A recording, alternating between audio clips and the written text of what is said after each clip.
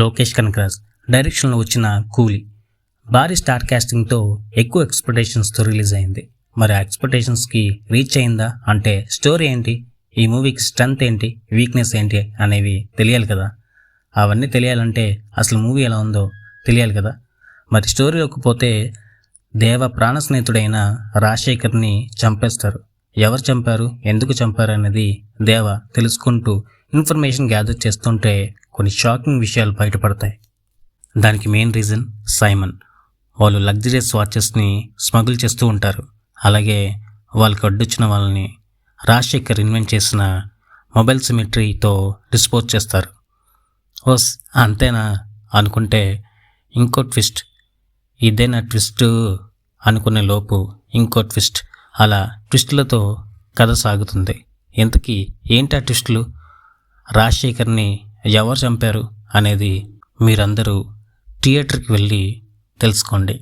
Movie plus points ఏంటంటే Thalaiva screen presence as యూజువల్గా ఉంది, బాగుంది.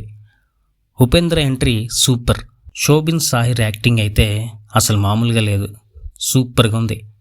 అసలు ఎక్స్పెక్ట్ చేయని క్యారెక్టర్ రచిత రామ్. కళ్యాణి క్యారెక్టర్ ఎందుకో తెరపై చూసి తెలుసుకోండి. ఇకపోతే ఈ మూవీకి మైనస్ ఏంటంటే లోకేష్ మార్క్ కనిపిస్తుంది ట్విస్టుల రూపంలో, బట్ మనం ఎక్స్పెక్ట్ చేసినంత అయితే లేదు. నార్మల్ అండ్ యూజువల్ ఫార్మాట్ లానే ఉంది స్క్రీన్ ప్లే. అనిరుద్ బీజిఎం కొంచెం మైనస్ అయిందనే చెప్పాలి. ఆడియో సాంగ్స్ రిలీజ్ అయినంత ఎక్సైట్మెంట్ మూవీలో అయితే కనిపించలేదు. కొన్ని చోట్ల పర్వాలేదనిపించింది. కింగ్ నాగార్జున అసలు అందరూ ఎక్కువగా హైప్ అయింది ఇక్కడే.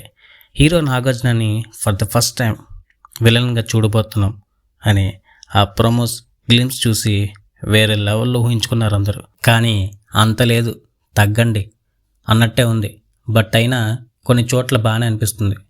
కానీ లోకి కింగ్ని అంతగా ఎలివేట్ చేయలేదు. ఒక మాస్టర్, ఒక విక్రమ్తో కంపేర్ చేస్తే తక్కువ అనిపించింది. మధ్య మధ్యలో విలన్ నాగార్జున కాదు శోభిన్ సాహిరేమో అనిపించింది. బట్ ఆ లుక్స్, ఆ స్టైల్, ఆ స్వాగ్ మాత్రం భలే ఉంది. ఎంతైనా గ్రీక్ వీరుడు కదా. శృతి హాసన్ క్యారెక్టర్ కొంచెం ఇన్నోసెంట్ అండ్ సింపుల్గా బాగానే ఉంది. తలైవా ఏమని చెప్తాం, ఎంతని చెప్తాం ఆయన గురించి, ఎంత చెప్పినా తక్కువే. 74 ఇయర్స్లో కూడా ఆయన ఎనర్జీ ఏమాత్రం తగ్గలేదు. ఆ స్క్రీన్ ప్రజెన్స్తో ఫ్యాన్సే కాదు కామన్ ఆడియన్స్ కూడా లీన్ అయిపోతారు, విజిల్స్ కొడతారు. అమీర్ ఖాన్ క్యామియో బాగానే ఉంది, కొంచెం ఓవర్ అని కూడా అనిపించింది. కానీ లాస్ట్లో ఒక షాట్ ఉంటుంది, దానికైతే థియేటర్ అంతా విజిల్స్తో మారుమోగిపోయింది. ఫస్ట్ హాఫ్ కొంచెం స్లోగా ఉంది, సెకండ్ హాఫ్ కొంచెం స్పీడ్ అందుకుంది. ఓవరాల్గా మూవీ అయితే ఫ్యాన్స్కి ఫీస్తే, నార్మల్ ఆడియన్స్కి అయితే వన్ టైం వాచబుల్.